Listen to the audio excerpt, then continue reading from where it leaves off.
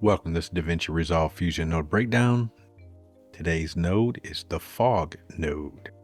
So we're going to jump into Fusion, and if you remember, we did go over the fog 3D node, and just as a reminder, the fog 3D node, we could place it in our little scene here, and it generated this kind of fake fog just within our textures. It didn't add any fog.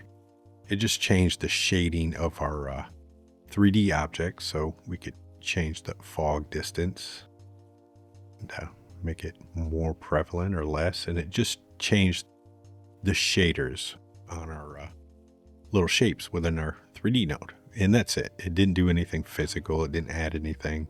If we wanted to do that, we would use the fog node. And let's search fog. And if you notice, we have our fog 3D node down here, and then we have just the fog node. So we're going to add the fog node. And this node, for our inputs, we have our scene input right here. We've got an input for fog, but you're actually not inputting fog. This is for a 2D image or a alpha or anything you want to generate fog with. And we'll go over that.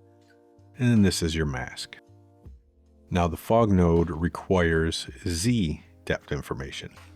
So if we go to our render node and make sure our output channels are outputting Z, this is what the fog node needs. So let's go ahead and input that in after our render because that's where it's required to go.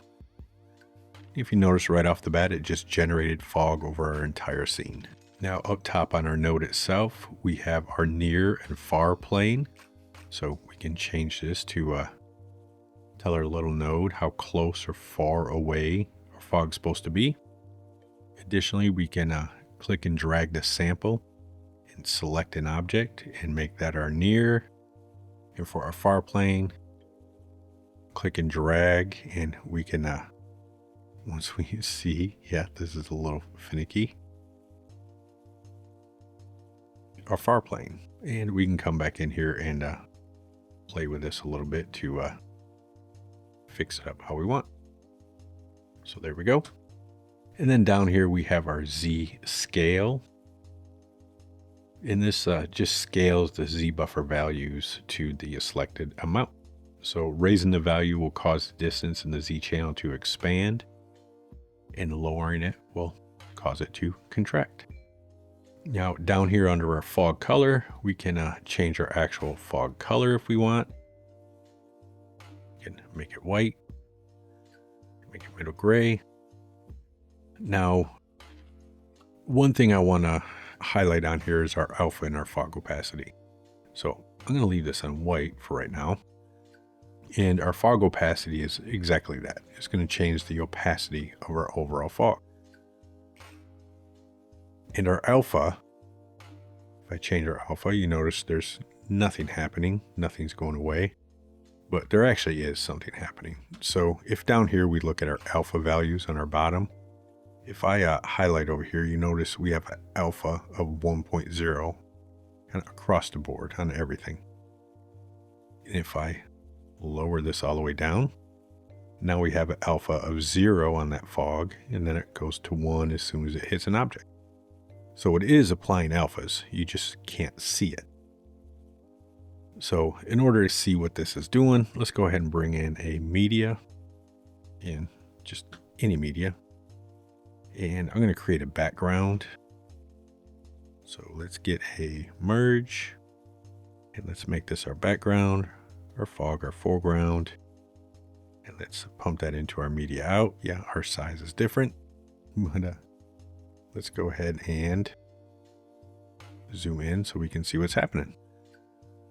So if I go to our fog and I change our alpha, you notice nothing's happening. We're not seeing that background. But if I was to say change this color up, you notice we start seeing that alpha work correctly. So now I can work with my alpha and bring that background in and out. But you notice it does weird things as we go to complete 0 alpha. So your colors and your alpha are going to make a difference, and it's going to change the look of your background.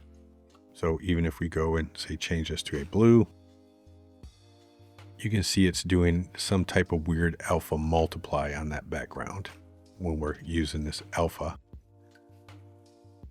to bring in that background through that fog. So just mind that while you're using this, and watch your colors. If you're not seeing anything, it might be because you're on pure white, or if you're not seeing any change at all, it might be because you're on pure black. So just mind those.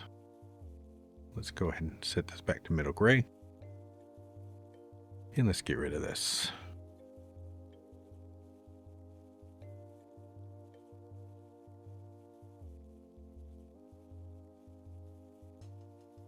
Now for our input right here, we can pretty much input whatever we want to affect that fog. So if we wanted to bring in a fast noise, we can bring in a fast noise and input that. And now we can change our seethe. 0.3. So now we've got some fog kind of moving in the background there. Slowly moving. And the good thing about this fog is we can compound it if we want. So we can change this fog to say we want this to be our far or our near plane right here. If we wanted to add another fog, we could. And we can change this one to our near plane. Let's go ahead and copy our fast noise. And let's change the scale up a little bit.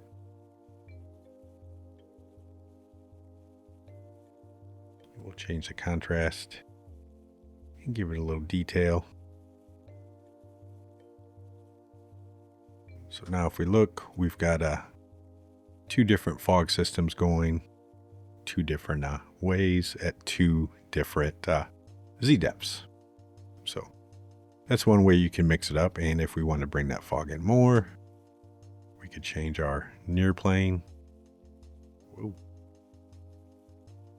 Bring it in a little more. And there we go. So that is the fog node. I will see you in the next node breakdown.